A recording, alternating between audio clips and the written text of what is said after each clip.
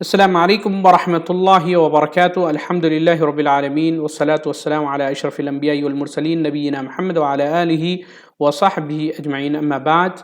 میرے معزز طلباء، عزیز سامعین، بدیہ اسلامک سینٹر ریاض سعودی عرب کی جانب سے اسلمت فعلمنی پروجیکٹ کے تحت آن لائن کلاسز کا سلسلہ جاری ہے۔ میں سید ایوب العمری آپ کے سامنے عقیدے جو توحید مضمون کو لے کر لیول 3 کے لیے 8واں درس لے کر آپ کے سامنے حاضر ہوا ہوں۔ یہ ہماری 8ویں کلاس ہے، 8واں ہفتہ ہے ہمارا۔ تو آج ہم پڑھیں گے اس درس میں نفاق اکبر اور نفاق اصغر میں کیا فرق ہے۔ تو میرے عزیز طلباء، نفاق اکبر ملت یعنی دین اسلام سے خارج کر دیتا ہے، اور نفاق اصغر جو ہے ملت سے خارج نہیں کرتا۔ دوسری چیز، نفاق اکبر اعتقاد میں ظاہر و باطن میں کلیتاً مختلف ہوتا ہے، جبکہ نفاق اصغر اعتقاد کے سوا صرف اعمال میں ظاہر و باطن کے اندر مختلف ہوتا ہے۔ تیسری چیز، نفاق اکبر مومن سے صادر نہیں ہوتا۔ اہم چیز ہے، نفاق اکبر مومن سے صادر نہیں ہوتا، جبکہ نفاق اصغر کا وقوع کبھی کبھی مومن سے ہوتا ہے، اسی وجہ سے وہ ملت سے خارج نہیں ہوتا۔ چوتھی چیز، نفاق اکبر والا شخص شاذ و نادر ہی کبھی توبہ کرتا ہے، اور کبھی اس سے توبہ کر بھی لی تو اس کی توبہ کی قبولیت کے سلسلے میں حاکم کے نزدیک امر مختلف ہی ہے۔ اس کے برخلاف نفاق اصغر والا وہ اللہ تعالیٰ کی جانب سے توبہ کرتا ہے اور اللہ تعالیٰ اس کی توبہ قبول فرما لیتا ہے۔ لیکن نفاق اکبر والوں کے سلسلے میں اللہ رب العالمین نے بڑی وضاحت سے فرمایا۔ کیا ہے؟ سورہ بقرہ کی آیت نمبر 18 میں صم بکم عمی فہم لا یرجعون، بہرے گونگے اندھے پس وہ نہیں لوٹتے، یعنی باطن میں جو عالم کی طرف حقیقتاً نہیں لوٹتے۔ نیز ان کے بارے میں اللہ تعالیٰ کا فرمان ہے، اولا یرون انہم یفتنون فی کل عام مرۃ او مرتین ثم لا یتوبون ولا هم یذکرون۔ سورہ توبہ کی آیت نمبر 126 میں اللہ تعالیٰ کا ارشاد ہے، جس کا ترجمہ یہ ہے، اور کیا ان کو نہیں دکھائی دیتا کہ یہ لوگ ہر سال ایک بار یا دو بار کسی نہ کسی آفت میں پھنسے رہتے ہیں، پھر بھی نہ توبہ کرتے ہیں اور نہ نصیحت قبول کرتے ہیں۔ کیونکہ جب نبی کریم صلی اللہ علیہ وسلم کا دور تھا تو جنگیں ہوتی تھی، جب ان کو کہا جاتا ہے فلاں جنگیں، ڈرتے، اپنی جان کا بڑا خوف کھاتے ہیں منافق، بڑا ہی ڈرتا بزدل ہوتا ہے منافق۔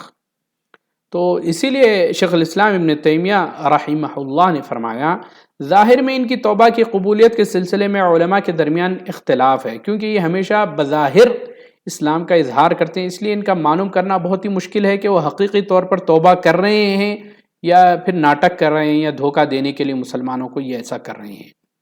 موجودہ زمانے میں دنیا کے اندر شرک کے مظاہر میں سے قبروں اور مزارات پر جانوروں کا ذبیحہ، نذریں اور تحفے تحائف اور ہدیوں کا پیش کرنا ہے۔ نبی کریم صلی اللہ علیہ وسلم نے وہ تمام راستے اور طریقے جو شرک کی طرف لے جانے والے ہیں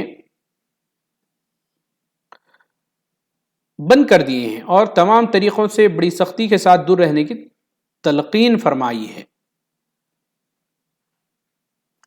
انہیں مشرکانہ طریقوں میں سے قبروں کا مسئلہ ہے، جس کے سلسلے میں آپ صلی اللہ علیہ وسلم نے ایسے ضوابط اور قانون بنا دیے ہیں جس کے برتنے سے، اس پر کاربند رہنے سے قبروں کی عبادت اور صاحب قبر کی شان میں غلو سے بچ سکتے ہیں۔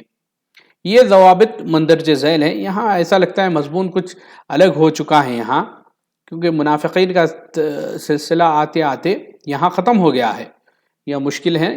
یہاں آپ بتا رہے ہیں غلو صالحین کے بارے میں کچھ ضوابط بتائیں جسے انسان شرک سے محفوظ رہ سکتا ہے، تو اس کی طرف صاحب کتاب جو ہے وہ اشارہ کر رہے ہیں۔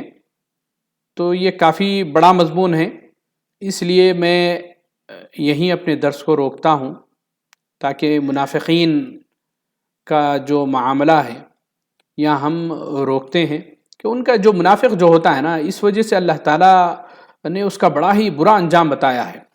سورہ بقرہ کی شروع کی آیتوں میں دیکھیے جہاں مومنین کا تذکرہ کیا ہے، پھر کفار کا آیا، پھر منافقین کا ایک تفصیل کے ساتھ تذکرہ کیا ہے، ان کی علامتوں کا، ان کے حرکتوں کا ذکر کیا گیا ہے کہ یہ سب سے بڑے اسلام کو نقصان پہنچانے والے ہیں، کیونکہ انہوں نے اسلام کا لبادہ تو اوڑا رہتا ہے لیکن وہ پیچھے سے اسلام پر وار کرتے ہیں۔ آج بھی دیکھیں ایسے کئی لوگ ہیں جو بظاہر اپنے آپ کو مسلمان کہتے ہیں لیکن ان کے دلوں میں ہمیشہ مسلمانوں کو تکلیف دینا، مسلمانوں کو گزن پہنچانا، مسلمانوں کو کیا ہے ہمیشہ کیا نقصان پہنچانے کی تگدوں میں لگے رہتے ہیں۔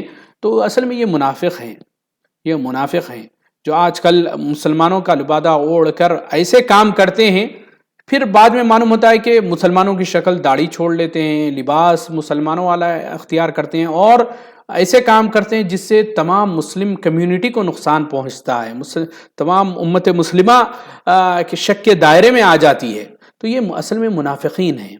اللہ تعالیٰ سے دعا ہے کہ ایسے منافقین کے شر سے ہم تمام مسلمانوں کو، امت مسلمہ کی حفاظت فرمائیں، اور یہ نفاق کی جو علامتیں آج مسلمانوں کے اندر، نفاق اصغر کی جو علامتیں پائی جاتی ہیں، اللہ تعالیٰ اسے اپنے فضل و کرم سے دور فرما دیں، مسلمانوں کی اصلاح فرما۔